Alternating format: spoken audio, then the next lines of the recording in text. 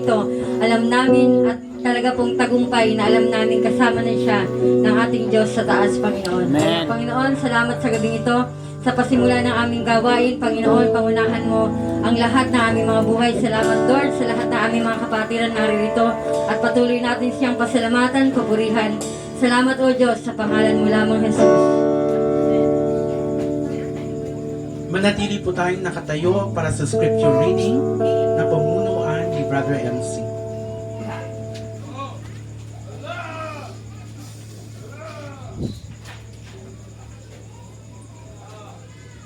Atin pong basahin ang Awit chapter 23 verse 1 to 6. Si Yahweh ang aking pastol, hindi ako magkukulang. Pinapahimlay niya ako sa luntiang pastulan at tinaakay niya sa tahimik na batisan. Pinapanumbalik ang aking kalakasan at pinapatnubayan niya sa tamang daan upang aking parangalan ang kanyang pangalan.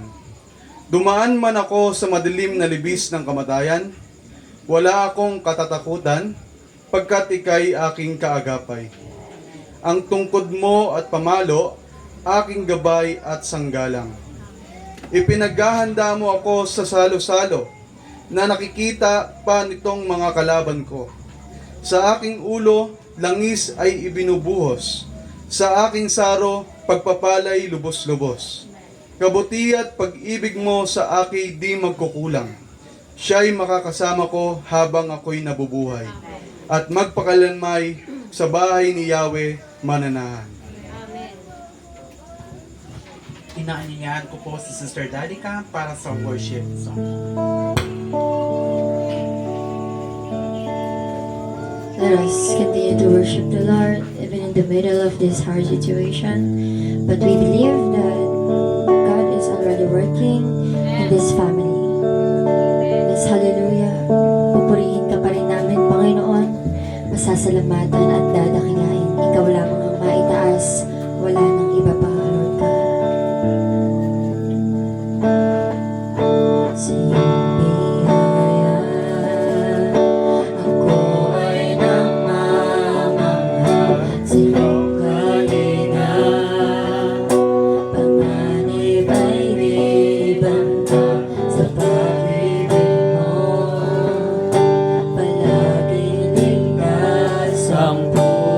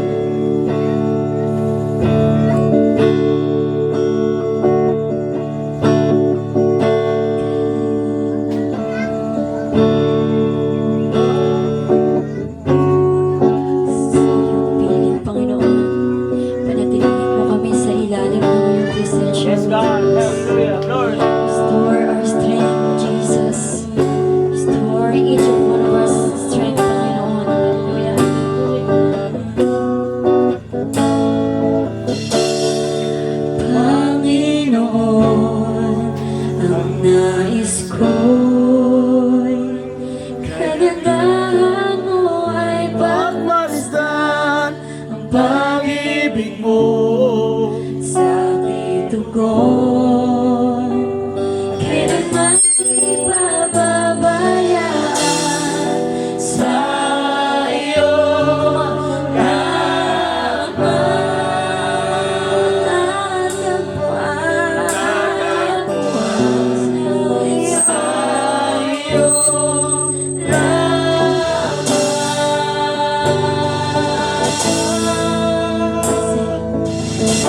nananatili sa'yo, hiling masasambahin ka. Sana kung lihim mananatili sa'yo, hiling at masumpungan ka. Sana kung lihim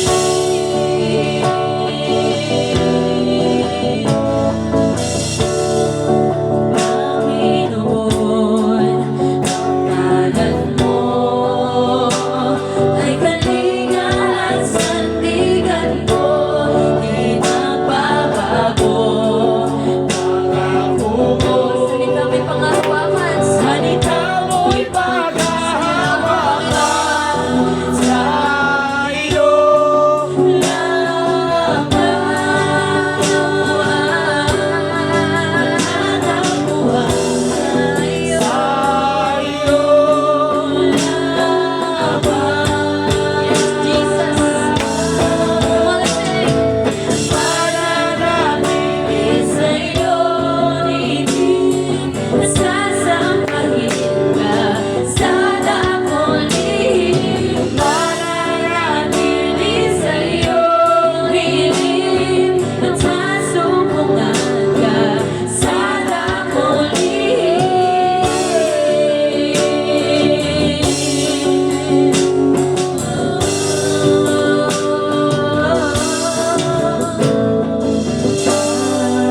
papuri ko ay tanging sa'yo, sa'yo lamang iniaalay.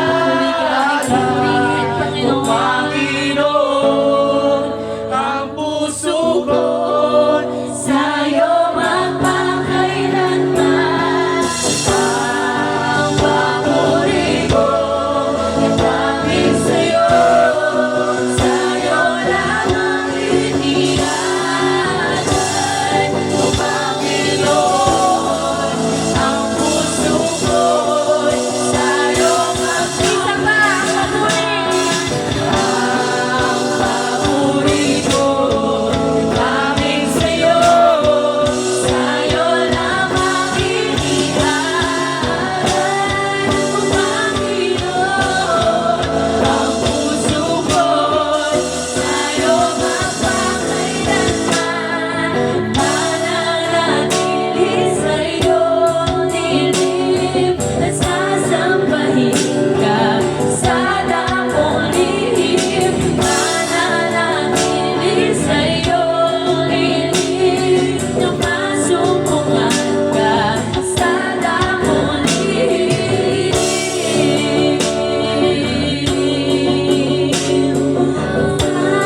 masambahin na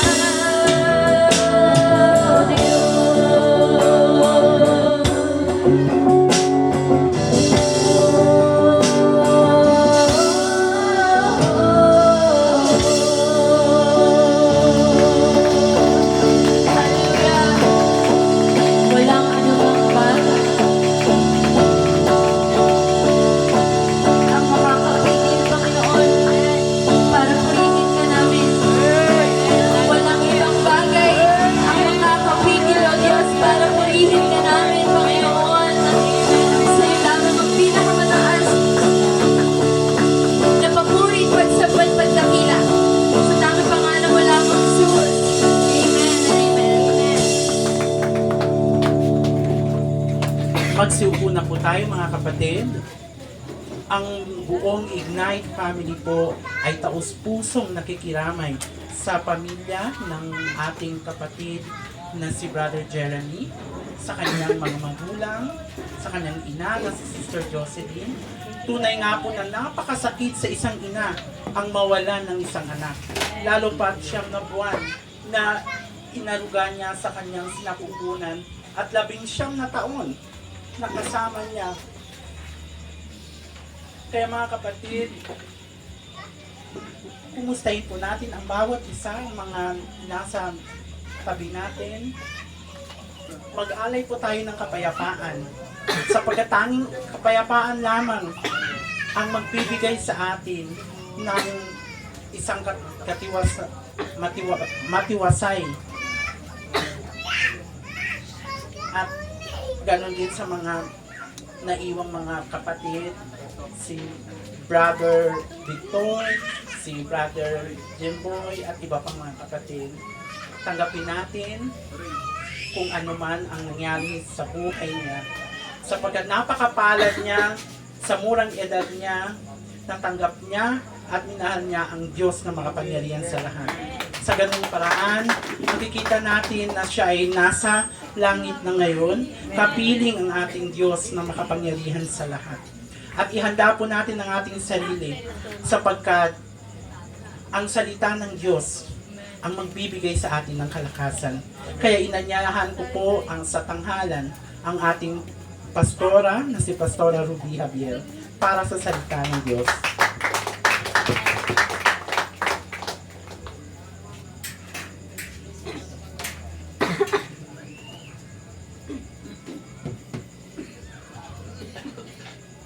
Praise God, isang mapagpalang gabi po sa ating lahat. Amen. So lahat po tayo ay pumikit at manalangin. Panginoon, pinapasalamatan ka namin sa oras na ito. Nagpapasalamat kami, Lord. Pagamat ganito ang aming nararanasan ngayon, patuloy pa rin kami magpupuri sa iyo. Amen. Patuloy pa rin ang pasasalamat, Lord. Sapagat alam namin, Panginoon, na ang makapiling ka ay isang tagumpay. At yun po ang nangyari ngayon sa aming kapatid. Salamat, Lord, idako mo sa lugar na ito ang iyong presensya. Habang kami nandito, Lord God, ibaba mo, Lord God, ang iyong kapangyarihan. Amen. Lord, na ang bawat makinig ng salita mo, Lord, ay magkaroon ng kamulatan sa kaisipan na ang buhay ay hiram lamang. Salamat, Lord God, hallelujah. Ikaw, Panginoon, ang maitaas. Lord, ang iyong kaluwalhatian, ang siyang lulukob sa 4 na sulok ng lugar na ito. At Lord, kung ano man ang aming nagawang kasalanan, patawarin mo po kami. Gabayan mo kaming lahat, Lord God, sa simula hanggang matapos. Ikaw ang maitaas at wala ng ibang pangalan. Ito ang aming samot dalangin. Lukuban mo kami lahat ng iyong banal na dugo. Lahat tayo ay magsabi ng Amen. Praise God, hallelujah, mga kapatid.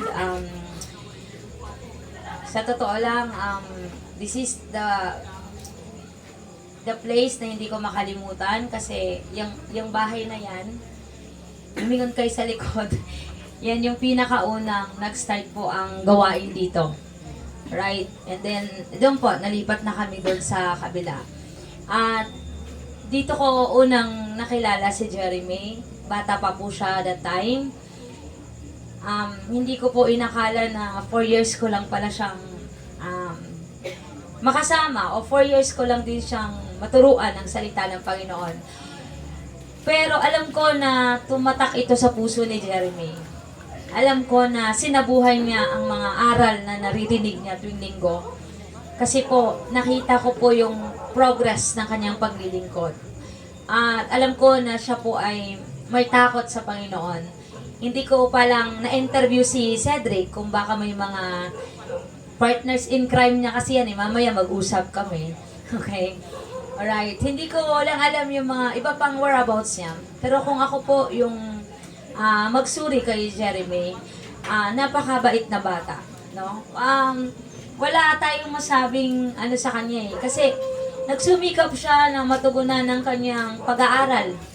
So, nag-extra siya para matugunan ng kanyang pag-aaral. Hindi pa ako nakarinig kay Jeremy na pag inutusan ko natanggi. Ang lahat ng sagot niya sa akin ay, opo, pastora. So, para po sa akin, bilang espiritual na nanay ni Jeremy, masakit po para sa akin. Hindi po ganun kadali. Tulad ni Joe, ako rin po ay nasasaktan. Dahil pamilya na po ang turing ko sa mga kabataan na ito. At Hindi na po sila iba sa akin. Ang pamilya ko po ay kayo, ang tunay kong pamilya. So, ang mga pangyayari na ito ay kakayanin natin, magpakatatag po tayo. Amen? Sapagkat ang gusto ng Panginoon, makita tayong mas tumatag pa.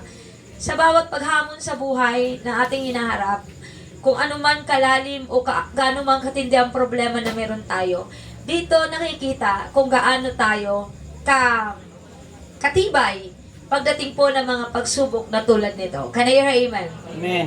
So salamat, no? Kaya nga kanina ako buong puso nagpapasalamat sa lahat sa inyo, Ignite Family.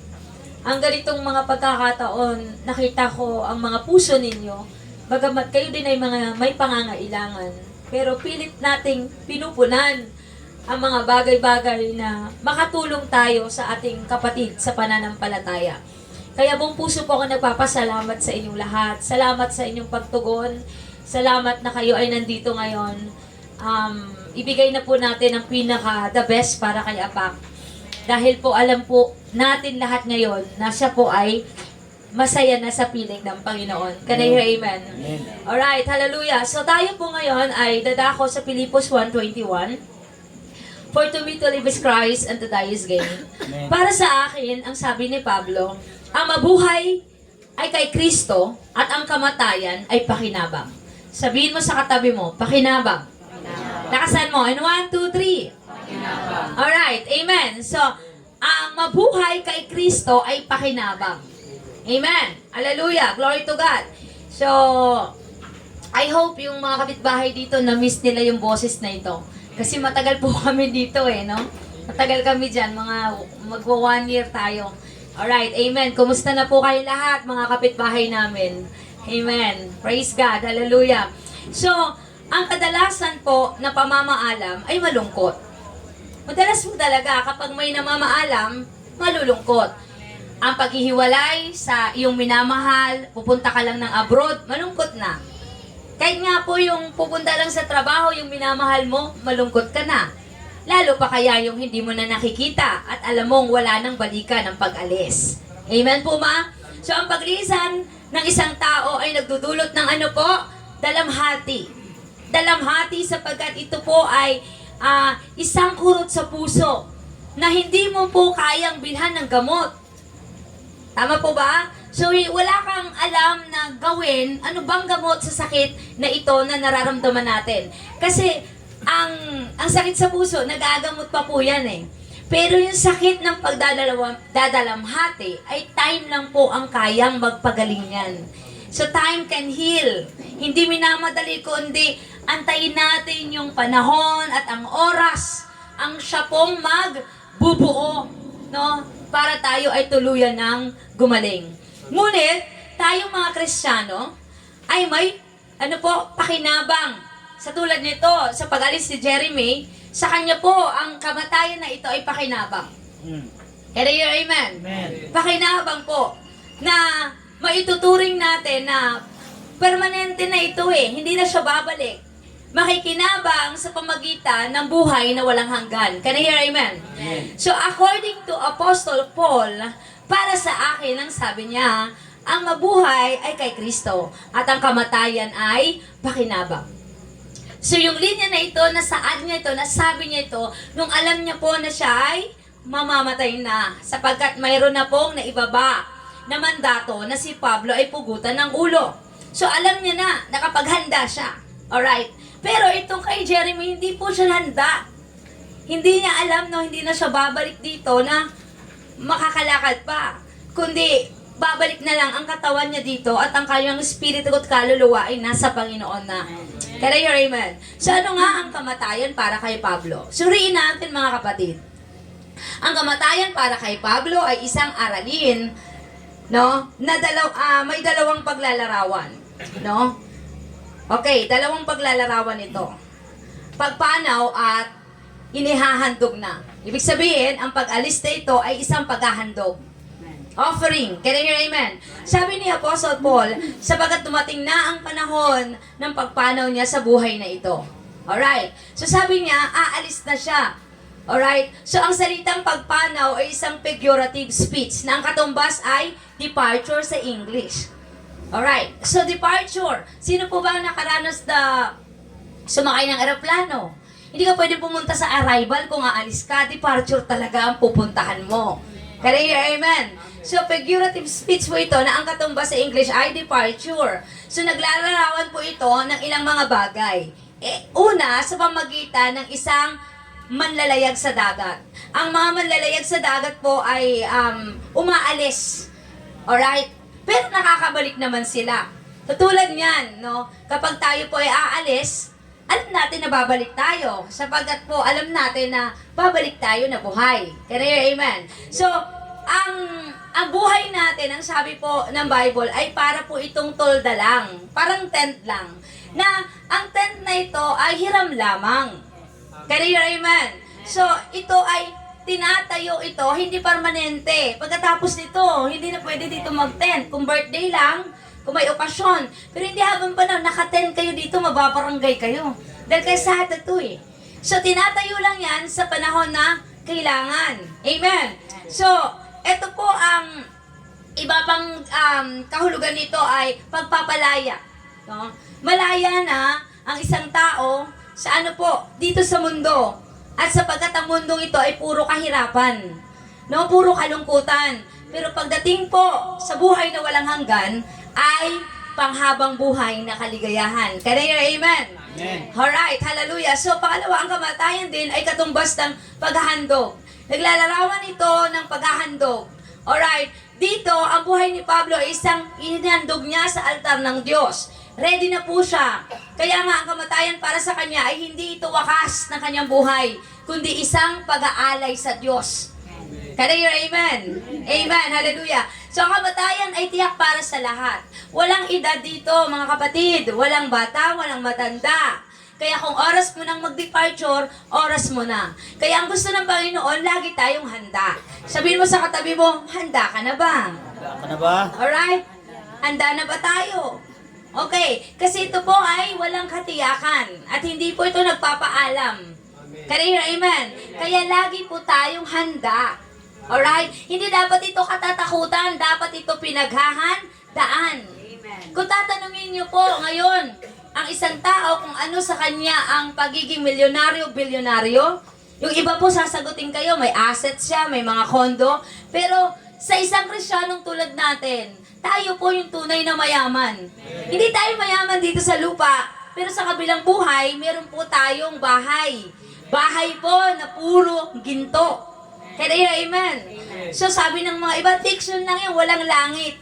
Mga kapatid, ang sabi ng Bible ay meron pong nilaan ng Diyos sa kanyang mga minamahal. Amen. At siguro naman, hindi tayo ilalagay ni Lord sa isang lugar na hindi po perpektong lugar. At ang langit po ay perpektong lugar para sa mga minamahal ng Diyos. Kaya Amen. palakpakan natin ang Panginoon. Amen. Hallelujah. So, ang mga ito po ay naglalarawan na dapat may kasiguraduhan ng ating kaligtasan. Dapat may katibayan ng ating pananampalataya na dapat tayo nakasalig sa isang katotohanan na maghahatid sa atin sa buhay na walang hanggan. Huwag po tayong magbaka sakali. Alam niyo po ba yung salitang baka sakali? Hindi po yun sure. Tama po ba? Saan ka pupunta? Nagbaka sakali lang akong makautang. Hindi sure. Dapat wala pong ganun pagdating sa atin mga kapatid. Dapat po panghawakan natin yung tinatawag na sure tayo, may assurance. Sabihin po natin sabay-sabay, assurance. Amen. Hallelujah. So, ang sino mang sumasampalataya sa Panginoong Hesus ay may buhay na walang hanggan ayon sa pangako niya sa kanyang salita. So, ang mga binanggit ni Pablo na dahilan ay kasiguraduhin po ito sa isang kaligtasan. Una, sinabi niya, pinagbuti ko ang aking pakikipaglaban. Ibig sabihin, ang buhay ng Kristiyano ay araw-araw may labanan na nangyayari. Amen po ba? May pakikipagbaka na nangyayari po. Tayo ay nasa panig ng Diyos. Sa pakipagbaka na yan, hindi ka dapat matakot na bumaka, kapatid, sapagkat kasama mo ang Diyos. Ang sabi nga sa Isaiah, dumaan man ako sa ilog, hindi ako lulunod. Dumaan man ako sa apoy, hindi ako susunog. Kasama natin ang Diyos. Palakpakan natin ang ating Panginoon. Hallelujah! Tayo po ay nasa panig ng Diyos. Amen. Sa kawalan man ng katarungan, sa pag-aabuso sa iyo, kasama mo ang Diyos. Dahil po ang Diyos ang nakakita sa anumang kalalagayan natin. Amen. May araw po para sa lahat. Ang sabi po ngayon, there is a reckoning. Meron pong pagbabalik sa lahat. Kung ikaw man ngayon nawala, may ibabalik sa iyo sa Lord. Kaya amen. Kung ito man po ang season na nalungkot tayo, darating ang araw po, ang kapalit nito ay kaligayahan. Kaya amen. Hindi naman po pwede na ang araw po ay lagi na lang pasikat. Dapat po palubog. Pag lumubog, ano po, sisikat muli. Amen. Alright, nakakita na po ba kayo ng halaman na makahiya? Paghapon po, ano po ang kanya pong katangian paghapon? Nahihiya na, tumitiklop na yung dahon. Alam niyo po ba sa ibang bansa, mahal po yan. No? Ang mahal ng halaga niyan. Pero sa Pilipinas, wala lang, no? Hindi pinapansin. Pero sa ibang bansa, ay nako, pag meron ka nun, mayayaman ka. Pero sa ibang bansa, ganun sila, no? Rare ang tawag, pero sa atin, pag may makahiya, binubunot lang, tinisipa-sipa. Tingnan niyo ang katangian ng halaman na ito. Kapag po araw, buhay siya. Kapag gabi naman, natutulog din siya, nagpapahinga. Dapat ang tawag sa kanya, hindi makahiya. Nagpapahingang mahiyain. Makatulog. Alright? So, ang pangalawa po, natapos ni Pablo ang kanyang takbuhin. Alright. Mga kapatid, hindi sa lahat ng panahon tayo tumatakbo at tinatakbuhan natin ang mga paghamon sa buhay. Mapapagod po tayo kung wala tayong pahinga. Sabihin mo sa katabi mo, magpahinga ka naman. Okay? Amen? Kailan po ba yung R-Day natin? R-Day. Rest Day. Kailan po yung rest day natin? Sunday is our rest day. Tama po ba? Rest day po natin yan. Pahinga natin yan na inaalay po natin, hinandog natin ang araw na yan para sa Panginoon. So ang gamit dito ni Pablo ay isang larawan na siya ay tulad ng runner, mananakbo, na tinapos niya ang kanyang takbuhin ng marathon. Amen po ba? Hindi pinag-uusapan dito kung sino yung nauli at nauna. Ang importante dito, nagpapatuloy ka kapatid sa iyong takbuhin. Sabihin mo sa katabi mo, magpatuloy ka lang. Lakasan mo, sabihin mo magpatuloy ka lang. Patuloy ka lang. Ano pong mahalaga sa pagtakbo? Hindi nauna, nahuli. Ang mahalaga, natapos mo ba ang takbuhin mo? Nakarating ka ba sa finish line? Mga kapatid, si Jeremy, si Apak, natapos niya na ang kanyang takbuhin. At ang bata niya pang natapos sa kanyang takbuhin. So kung tingnan natin si Jeremy bilang athlete, Kuya Ray, ang batang atleta. Bakit? Dahil ngayon, nakita niya na ang kanyang premyo. Kaya Raymond. At maayos sa kanyang departure eh.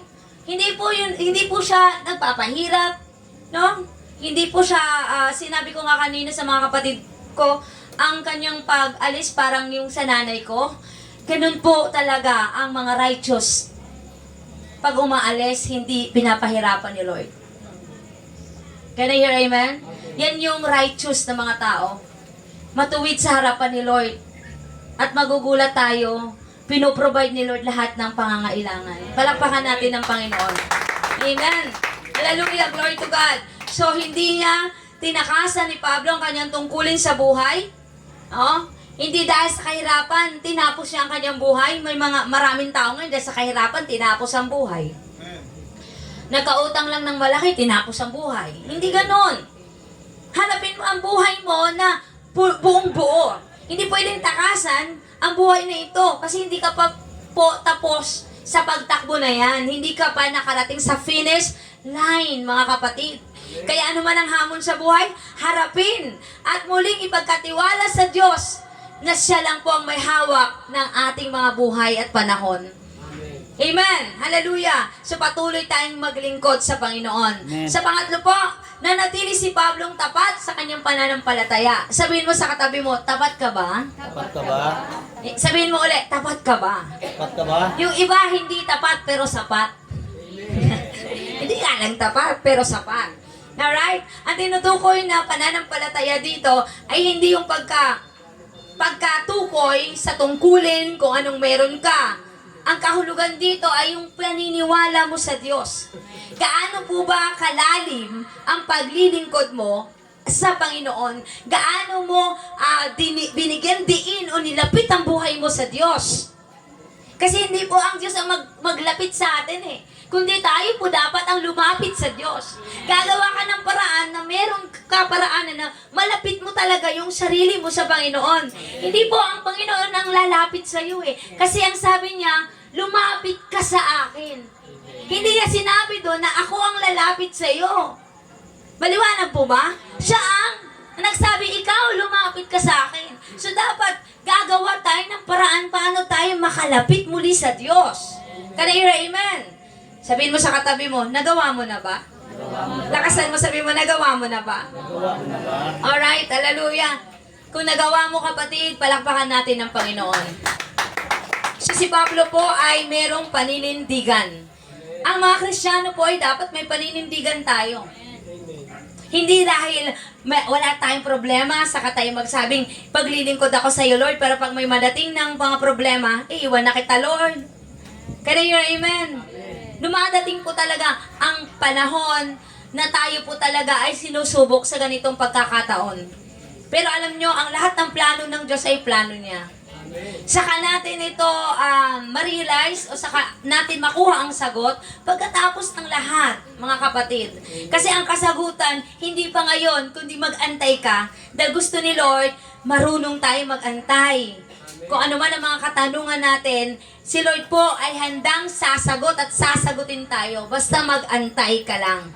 Sabihin mo sa katabi mo, maghintay ka kasi. Hintay ka kasi. Alright. So, si Pablo habang naglilingkod kay Lord, alright, ano ang kanyang tinatayuan? Ang tamang aral, tinatayuan ni Paul. Can I hear amen? Hindi man tayo pare-pareho ng relihiyon, pero ang importante dito, ang relasyon natin sa Panginoon. Kasi wala pong relihiyon na makapagliligtas sa'yo. Amen. Wala pong sinabi sa Bible, kumapit ka lang o humawa ka lang sa church, maliligtas ka. Ang sabi po dito ay ang relasyon mo sa Kanya. Kanino po ba? Sa Panginoong Jesus.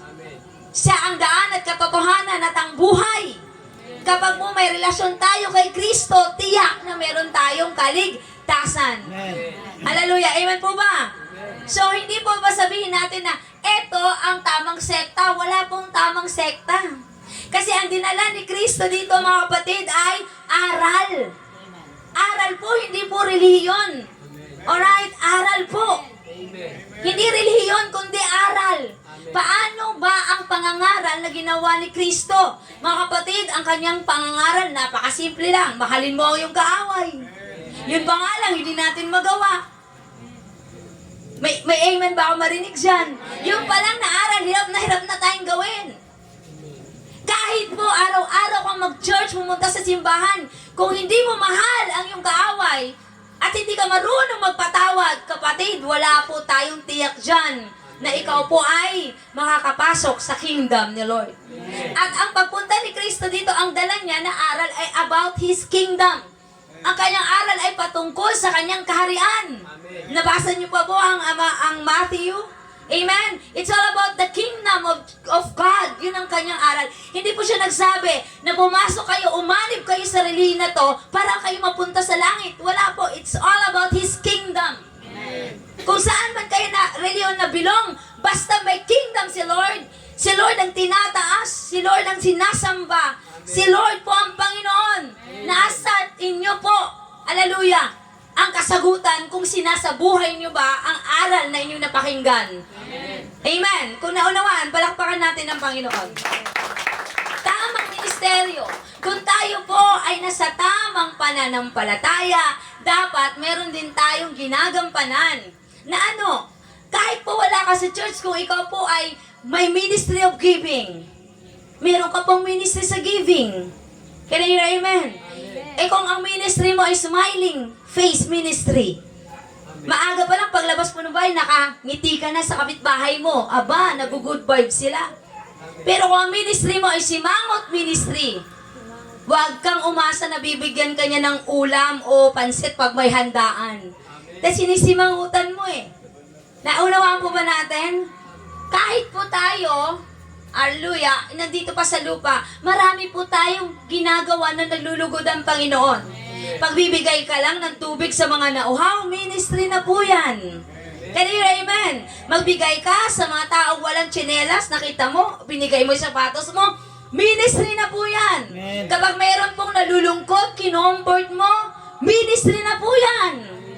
Ang lawak po ng ministry kung ating pong pag-uusapan. Hindi lang po ito sa loob ng iglesia. Kung may ministry ka sa loob ng church, dapat po may gampanin ka ng ministry sa labas. May mga tao po ang ministry, bantay tanod. Ministry nila yan, gampanin nila yan, kapatid. Alright? Pero kung ikaw po ay pasaway sa community, pasaway sa magulang mo, hindi po yan yung ministry. Alright? Amen po ba? Maliwanag po ba? So, ang panghuli po, kasiguraduhan, assurance, na tayo po ay nasa panig ng Diyos. Ang Panginoon ang magliligtas sa akin sa lahat ng kasamaan at siya rin ang maghahatid sa akin ng ligtas sa kanyang kaharian sa langit. Purihin nawa siya magpakailanman, ang lahat ay magsabi ng Amen.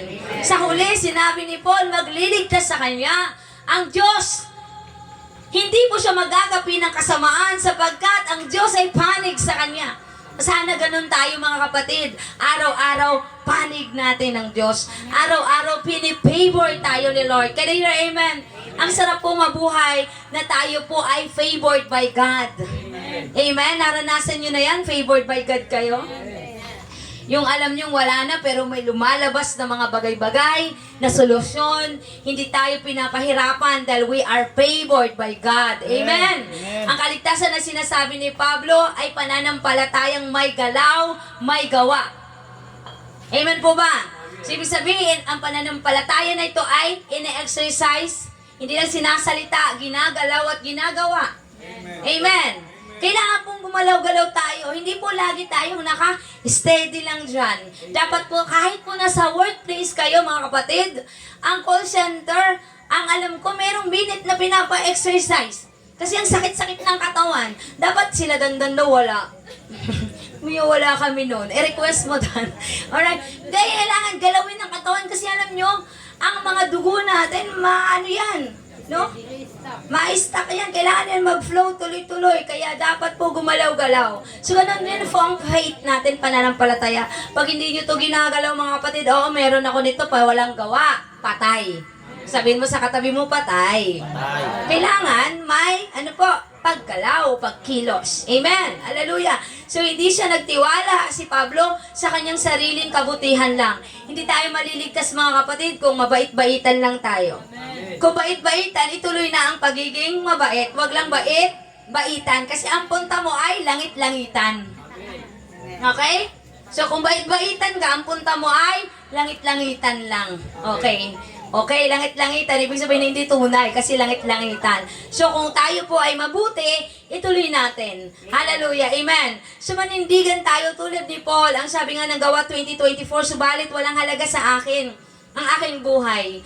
Magawa ko lamang ang aking tungkulin at matapos ang gawaing binigay sa akin ng Panginoong Hesus, ang paghahayag ng magandang balita tungkol sa kagandahang loob ng Diyos. So mga kapatid, we need to be like Jesus. Ang reflection ni Lord, ang attributes ni Lord, katangian niya, dapat nasa iyo at nasa akin. Sabihin mo sa katabi mo, nasa iyo. Sabihin mo, nasa iyo. Alright, wala po sa iba kundi nasa iyo dapat. Amen. Hallelujah. Walang ibang iniisip si Paul kundi ang mabuhay una para maglingkod kay Kristo. Kanino ka po ba bumabangon? Sa Nescafe po ba tayo bumabangon para magtimpla ng kape? Kanino tayo bumabangon mga kapatid? Amen. Dapat bumabangon tayo ng may purpose. Okay? Dapat bumabangon tayo ng may dahilan. Alright? Ano po ba ang dahilan kung bakit tayo bumabangon? Meron po bang makakasagot? May kausap ba ako ngayon? Bakit bumabangon si Jeb? Papasok mo na yan eh. Bakit papasok? Dahil sa pagpasok na yan, meron po siyang sweldo. Huwag ka na magtrabaho kung wala kang sweldo. Alright? Amen? So, kanino ka bumabangon? Para sa pamilya. Alright? Kaya ginagampanan mo ng mabuti ang trabaho mo dahil merong mga pamilyang umaasa sa'yo. Kaya kahit ayaw mong bumangon o inaantok ka pa, kailangan bumangon. Bakit?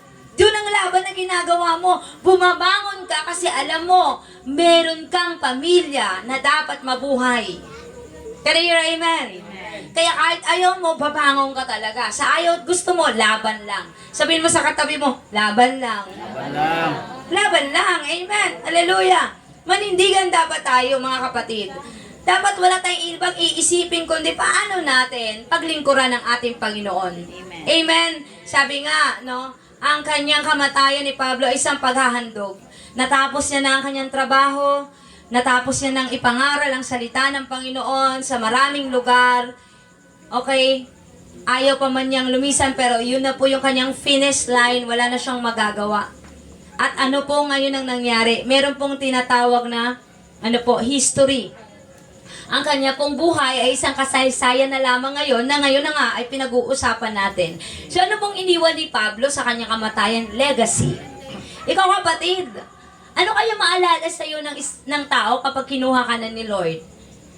Huwag sana pangit ha. Huwag sana sabihin, buti nga kinuha yun kasi ang sama ng ugali nun.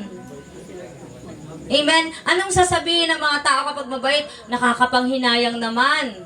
No? Kagaya ni Jeremy, marami pong nanghinayang. Una, si Jeremy mabait.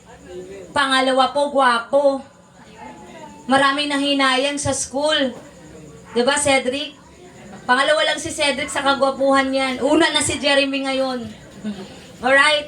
So marami nanghinayang, bata pa, so young. Alright? Pero si Lord po ang nakakaalam kung ano po ang magandang plano para sa kanyang buhay. Amen. Mga kapatid, panalo ka kapag meron kang Panginoon sa buhay. Amen. Yun po yung panalo ni Jeremy. Ang pinakamagandang kwento dito, si Jeremy isang kabataan na hindi po siya kinuha ni Lord na nidisgrasya, hindi kinuha ni Lord na nasa kulungan, hindi kinuha ni Lord na sa kapitbahay na tagpuan, kundi kinuha siya ni Lord sa magandang kaparaanan. Amen po ba? So yun po yung panalo doon, na may magandang kasaysayan, na may magandang kwento. Ang buhay ng Kristiyano, alright? Amen? Ay walang talo. Sabihin mo sa katabi mo, walang talo. Ulitin ko, ang buhay Kristiyano ay walang talo. Laging panalo. Amen? Walang talo ito. Sa kamatayan man o sa buhay, iisa ang ating patutunguhan. Amen. At ang patutunguhan na yan ay pagtatagumpay. Yun ang tinatawag na buhay na walang hanggan. Mga kapatid, palakpakan natin ang Panginoon. Amen. Hallelujah. So ulitin ko, dahil kay Kristo, ang kamatayan ay nagiging pakinabang. Kung meron kang Kristo, ang kamatayan ay pakinabang. Amen. Tumayo po tayong lahat. Hallelujah. Tayo po lahat ay magpuri sa Panginoon.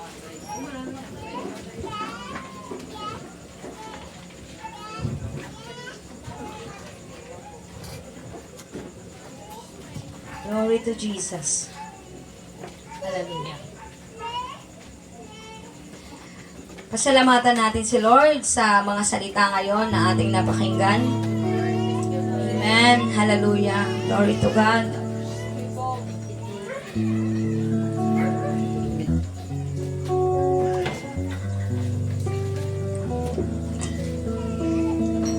Yes, Jesus. Hallelujah.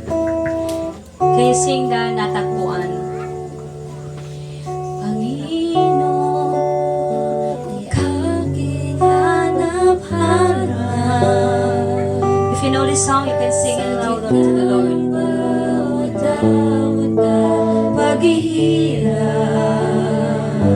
Yes, Lord. Sa kabila ng aking pagkukulang, katapatan mo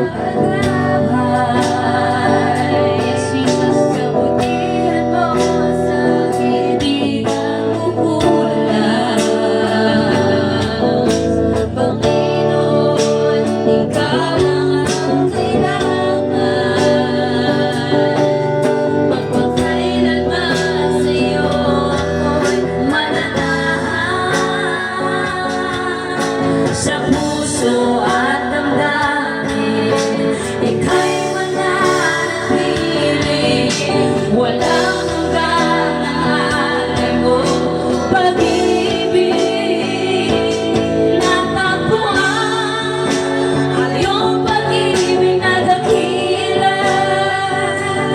Doon sa krus, ako'y iyong pinalaya.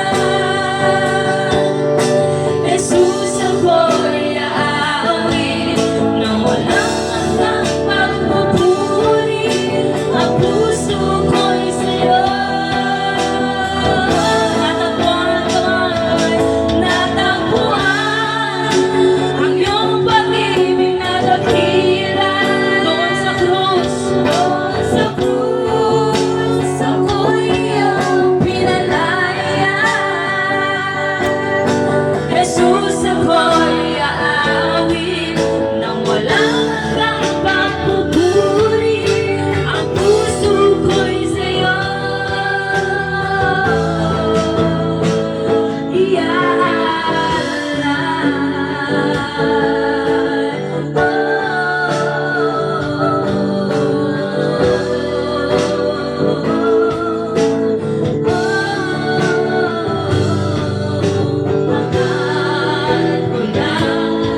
ay mamalagi sa presensya mo.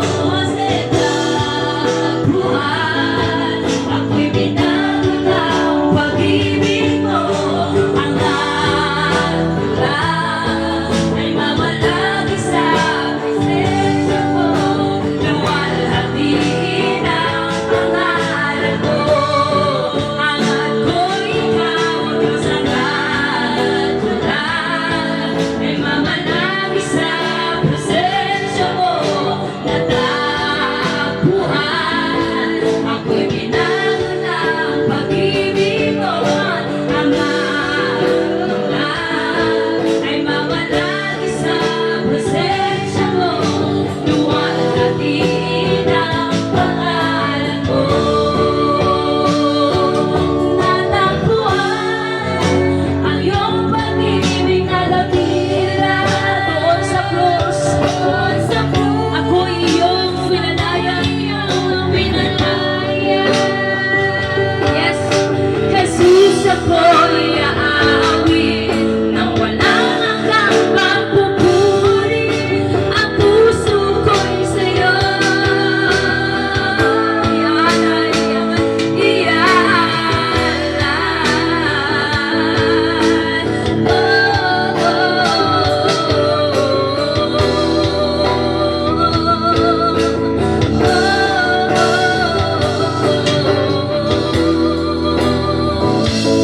Ngayong gabi, iaalay natin ang ating mga puso, ang ating mga isipan, lakas at buhay sa Diyos. Tulad ni Pablo, manindigan tayo mga kapatid sa ating pagtitiwala sa Diyos. O Panginoon, kami ay lumalapit sa iyong harapan ngayong gabi. Ang kamatayan ay realidad sa lahat. O Panginoon, patuloy mong pagtibayin ang aming mga pananampalataya na hindi ang kahirapan, hindi Panginoon ang taba, ang kawalan, ang pwede maghiwalay sa iyo, sa amin, sa iyong pag-ibig. Walang sino man ang pwedeng makapaghihiwalay sa amin, kundi ang kamatayan lang, Panginoon. Ihanda mo ang aming mga buhay, Panginoon, hallelujah, na kami, Panginoon, ay tapat na haharap sa iyong harapan. O Lord, pagtibayin mo ang bawat isa ngayon na nandito, Lord, lalo na ang pamilya, Panginoon, ng Predog family. Lord, I pray that you always cover them by your blood. Oh Lord, lagi mo silang i-comfort, Holy Spirit. Wala kaming ibang dalangin, kundi ikaw ang kanilang kaaliwan at kalakasan sa mga oras na ito. We pray in the mighty name of Jesus, hallelujah, na ikaw, Panginoon, ang patuloy na yumakap kay Job, patuloy na yakapin mo mga kapatid na abak, hallelujah. Ang Lord ng Pukid, yakapin mo ng iyong presensya, na maunawaan nilang lahat, na dapat lahat ay maglingkod sa iyo, sapagkat may katiyakan kung merong Diyos na buhay, hallelujah, na habang kami nabubuhay, kami ay may Kristo, hallelujah. na pinaniniwalaan. Sapagkat Lord, tulad ni Pablo, nanalo siya sa takbuhan. At gusto namin maging mapanalo lagi, Lord. We are winning, Lord God, this battle of life. Hallelujah. Because we are in the winning side of this battle. In the mighty name of Jesus, lukuban mo kami lahat ng iyong kapangyarihan. Sa iyo kami nagtitiwala. Ingatan mo kaming lahat in the mighty name of Jesus. Ano man ang gawa ng kaaway, di makapangyayari. In Jesus' name we pray and we declare. Sa pangalan ni Jesus, lukuban mo kami lahat ng iyong banal na dugo. Ito ang aming samot na langin. Lahat tayo ay magsabi ng Amen. Amen. God bless. God be the glory.